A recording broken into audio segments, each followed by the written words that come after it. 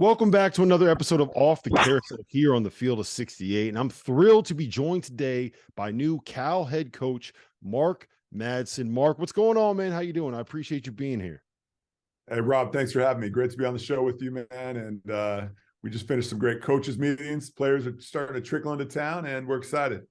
Have all your new transfers, all the freshmen, have everyone arrived on campus yet?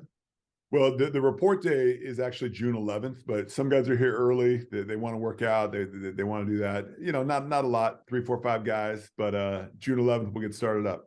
Do you feel like you're settled in yet? I know whenever coaches make that move, it's always like you get the job and you hit the ground running. You're working 7 days a week, 12 hours a day, trying to figure out how to get this thing moving. You've got some transfers coming in, you got some commitments. Do you feel settled in yet? It's, recently over the last few weeks, a little bit more. Obviously, my wife and I, we have 4 kids under the age of 5.5. We basically took the job and she had our 4th child, our second daughter, within like 2 or 3 days. And so that first month to 6 weeks was, it was a sprint, Rob.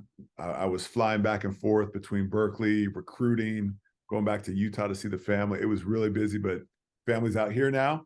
We're settled in, and things are starting to slow down just a little bit. I cannot imagine what your wife must have been going through with a newborn, 3 other kids under 5, and you going back and forth between a new job. I bet that was. I got 2 kids under 7, and I have no idea what I'm doing half the time. So I can't imagine you guys got much sleep around then. There wasn't a lot of sleep. Wasn't a lot of sleep, but it's been great, and kids are doing well, and it's nice to have the whole family back together. That's good, man. That's always good. So I don't think people realize how incredible of a basketball life you've lived. You played in the Final Four for Stanford. You played with Kobe. You played with Shaq. You played with Kevin Garnett. You got a couple titles. You got a couple rings. If I would have told a young Mark Madsen growing up back in California that this is the life that you would have led, would you have believed me? No, there's no way. I was trying hard to make the freshman team at San Ramon Valley High School. I was, hoping to make the varsity the next year. And, I was fighting and scrapping for minutes. But one thing led to another. I had some great coaches that really pushed us along the way. And I was fortunate to have some really great teammates along the way and play for some great coaches and be part of some really good teams. Yeah, you say some great teammates. I think you had 2 of the best teammates of all time in Kobe Bryant and Shaquille O'Neal. You were a rookie in 2000. I think you were the 29th pick in the draft, if I'm not mistaken. Tell me about that first time walking into the locker room and you see, oh, there's Kobe Bryant, his name's on the locker. Oh, there's Shaquille O'Neal, his name's on the locker. You got Robert Horry in there. You got all these famous people. It's the LA Lakers. What was that experience like walking in there the first time? It was unbelievable. They were coming off. So obviously there was a three-peat. They were coming off the first championship of the three-peat. My first 2 years, we win 2 championships, and that's all I knew for the first 2 years. And later I was on some different teams that had struggles, but Robert was the guy. My locker room at the Staples Center was right next to Rob, and so he and I would talk a lot. He was a great mentor. Shaquille, you talk about a great teammate, someone that just cares about every single man in the locker room, makes it fun, always laughing, always joking. But then when the game started, he was all business. He was punishing people. Kobe, the first time I met Kobe, it was actually August, and no one was there. And I was there as a rookie, working out. Mitch Kupchak, he told me to be there. Phil told me to be there, so I was there. No one else was there. But one day Kobe walked in. It was 9:30, and I said, "Hey, nice to meet you," all that stuff. And I said, "You want to go out and get some shots? I can rebound for you. Maybe I'll get a few shots up." And he said, "Big fella, I've already made 2,000 shots, and I did it at 5:30 in the morning." And he was serious. He backed up what he said. Some guys talk, but they don't really do. Kobe did. Kobe was someone that did things. He worked. He perfected his game. He polished his game.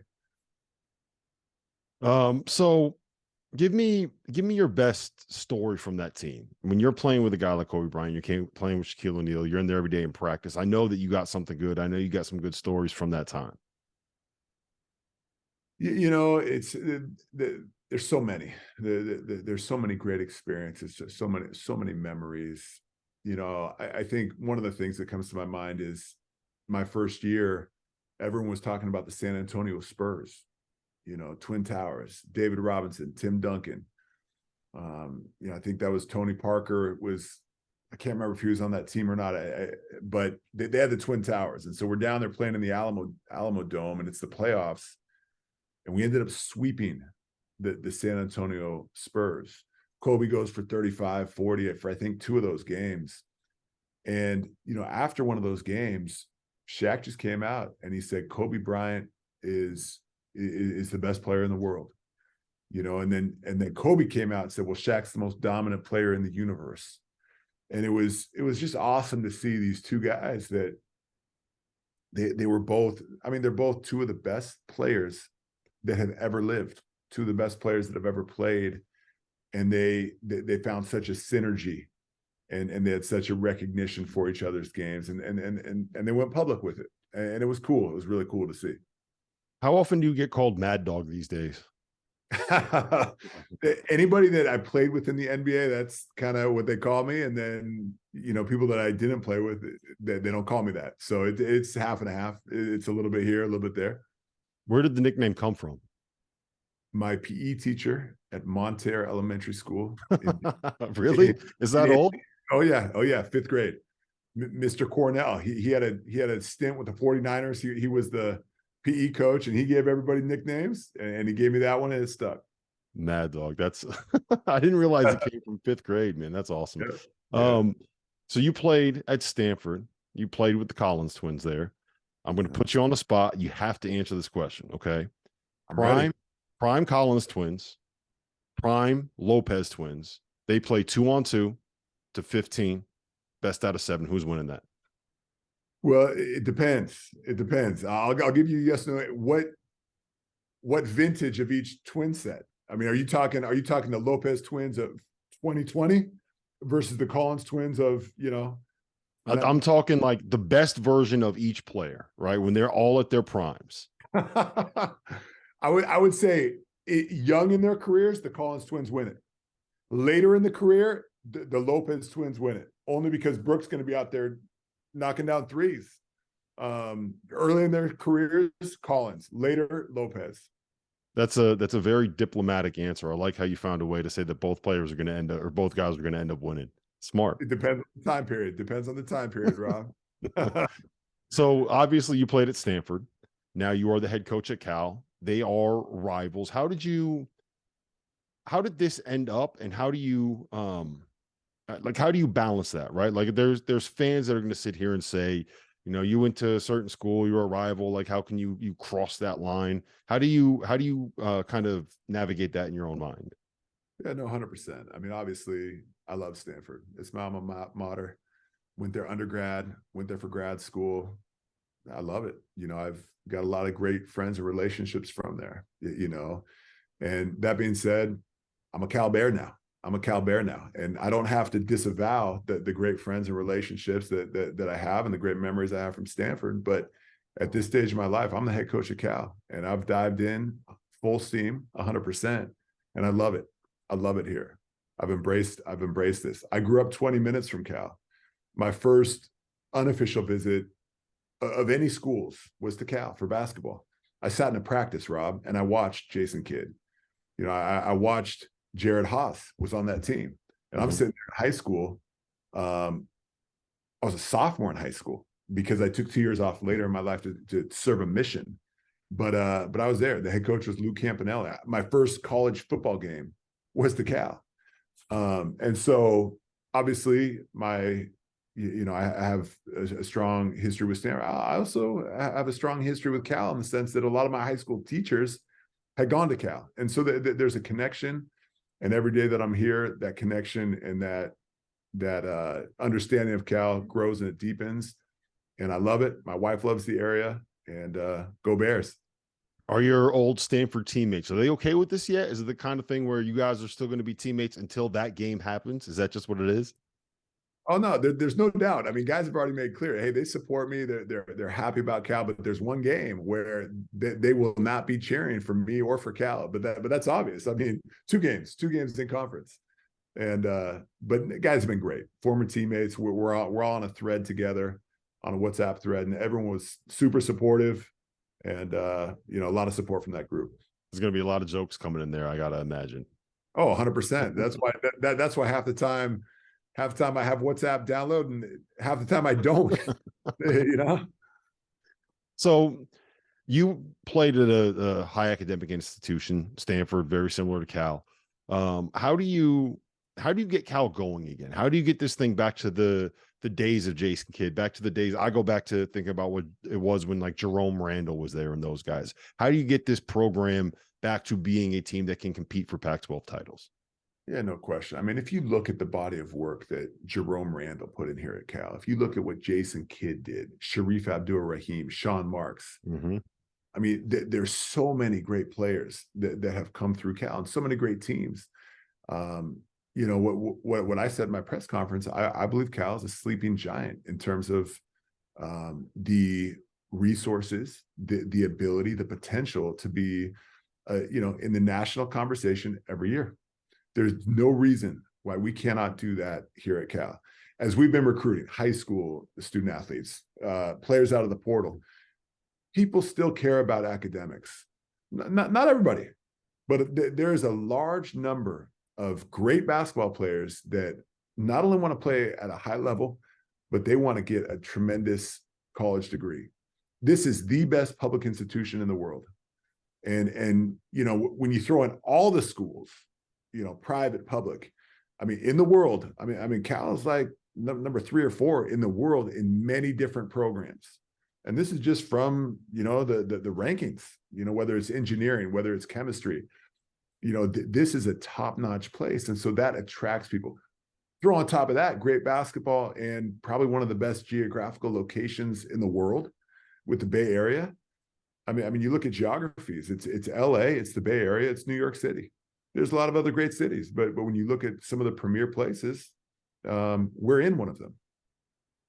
I remember talking with a guy that coached in the Ivy League for a while, and he was saying that he found it easier to recruit and easier to kind of build a roster at the high academic institution because it completely narrows down some of the people that you have to recruit from, right? Like you don't have to go evaluate every single player. There's only certain guys that are going to be getting into Cal, certain guys that want to go to Cal. And he said that made it easier to identify who you wanted and target them early and figure out how we're going to get this guy into our program. Are you finding that at all? Have you spent enough time there to be able to see if that's something that can happen? Like that it didn't really register to me until he explained it to me like that.